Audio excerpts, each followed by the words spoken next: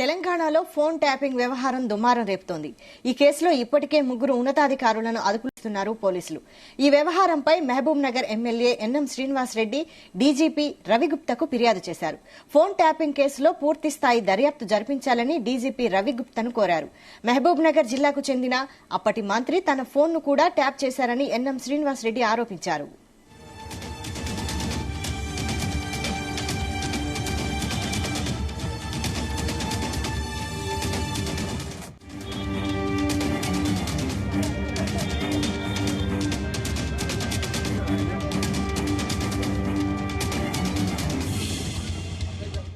వర్గంలో మరియు రాష్ట్రంలో గత 5 సంవత్సరాలుగా బాధపడుతున్న వేలాది మంది బాధితుల తరఫున నేను ఒక బాధితుడిగా, ఫోన్ ట్యాపింగ్ బాధితుడిగా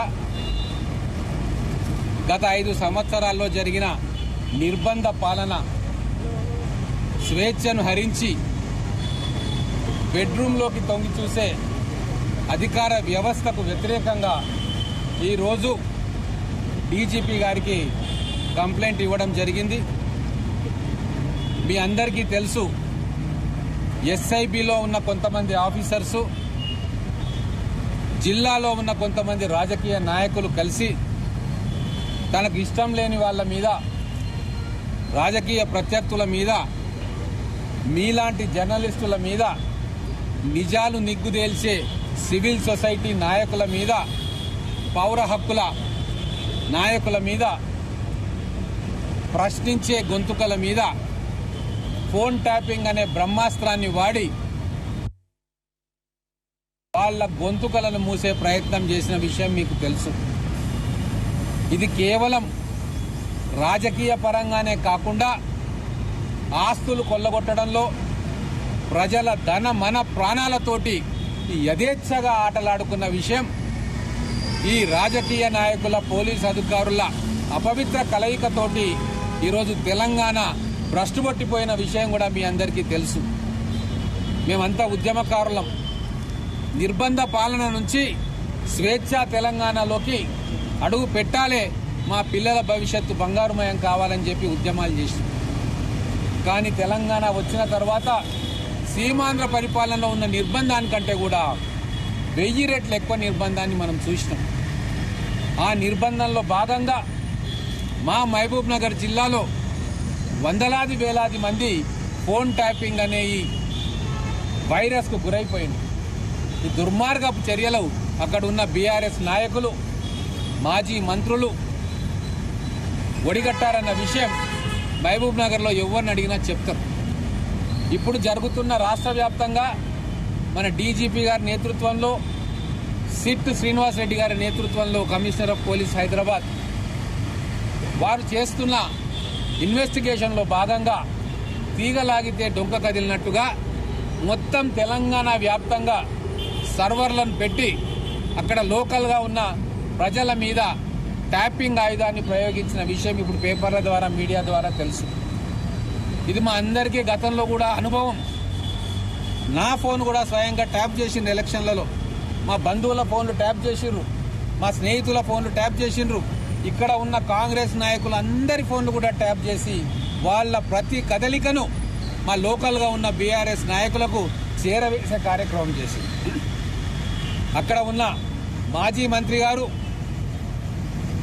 మిగతా బీఆర్ఎస్ నాయకులు ఫలానా వాళ్ళ నెంబర్లు ట్యాప్ చేయండి అంటే ఇక్కడ ఉన్న పోలీసు వ్యవస్థ, ఎస్ఐబిలో ఉన్న కీలకమైన అధికారులు ఆ ట్యాప్ చేసి కాల్ రికార్డ్స్ చేసి మళ్ళా వాళ్ళకు పంపించేవాళ్ళు. ఆ కాల్ రికార్డ్స్ తీసుకొని అందులో ఏదైనా ప్రతికూలమైన అంశం ఉంటే, ఏదైనా లావాదేవీ ఉంటే దాన్ని తీసుకొని బ్లాక్మెయిలింగ్కు పాల్పడిన చరిత్ర మహబూబ్ నగర్లో కోకల్లుగా ఉంది. అందుకే ఒక ప్రజాప్రతినిధిగా రాజ్యాంగాన్ని పర్యవేక్షించే బాధ్యతలో ఉన్నాను కాబట్టి, నేను కూడా బాధితుండే కాబట్టి ఈరోజు డీజీపీ గారికి ఆధారాలతో సహా ఫోన్ ట్యాపింగ్ జరిగింది, phone tapping, unauthorised phone tapping బాధ్యత ఎవరి మీద పెడతారో ఇన్వెస్టిగేషన్ చేసి చట్టపరంగా శిక్షించాలని చెప్పి వారిని కోరడం జరిగింది. ఈరోజు చిన్న విషయం కాదు. ఫోన్ ట్యాపింగ్ అంటే సాధారణ నేరం కాదు. ఒక వ్యక్తి ప్రైవేట్ జీవితంలో చొరబడి కుటుంబంలో డ్రాయింగ్ రూమ్లకో బెడ్రూమ్లకో పరిమితమైన రహస్యాల్ని వేరే వాళ్ళు విని వాళ్ళ స్వార్థానికి ఉపయోగించుకుంటున్నారు. ఇంతకంటే దుర్మార్గం ప్రజాస్వామ్యంలో ఇంకోటి ఉండదు. అటువంటివి జరిగినాయి కాబట్టి ఈరోజు మేమందరం కూడా బయటికి వచ్చి లిఖితపూర్వకంగా డీజీపీ గారికి ఫిర్యాదు చేస్తూ ఉన్నాం. మన రాజ్యాంగం మనకు కొన్ని హక్కులను కల్పించింది. ప్రాథమిక హక్కులు, ఫండమెంటల్ రైట్స్ వైలేషన్ ఈ phone tapping, unauthorised phone tapping, article 14, article 19, article 21 వీటన్నిటి ఉల్లంఘన కూడా ఈ ఫోన్ ట్యాపింగ్ ద్వారా, అన్ఆథరైజ్డ్ ఫోన్ ట్యాపింగ్ ద్వారా జరుగుతున్నది. అందుకే వీటిని చరమగీతం పాడాలి.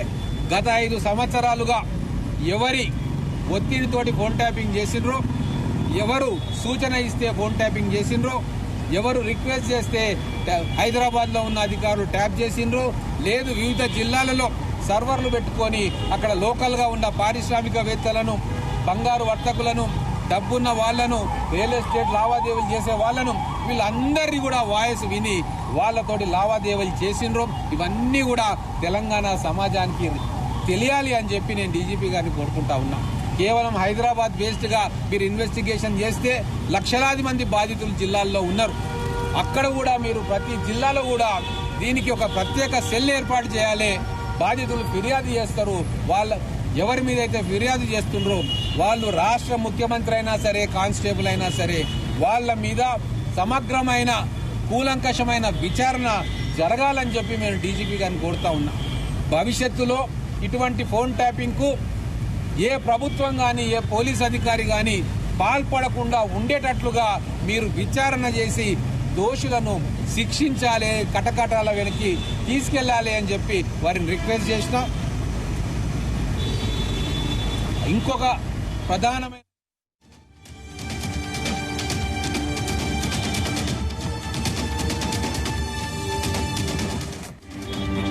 తెలంగాణలో ఫోన్ ట్యాపింగ్ వ్యవహారం దుమారం రేపుతోంది. ఈ కేసులో ఇప్పటికే 3 ఉన్నతాధికారులను అదుపులోకి తీసుకుని విచారిస్తున్నారు పోలీసులు. ఈ వ్యవహారంపై Mahabubnagar MLA NM Srinivas Reddy DGP రవిగుప్తకు ఫిర్యాదు చేశారు. ఫోన్ ట్యాపింగ్ కేసులో పూర్తి స్థాయి దర్యాప్తు జరిపించాలని డీజీపీ రవిగుప్తను కోరారు.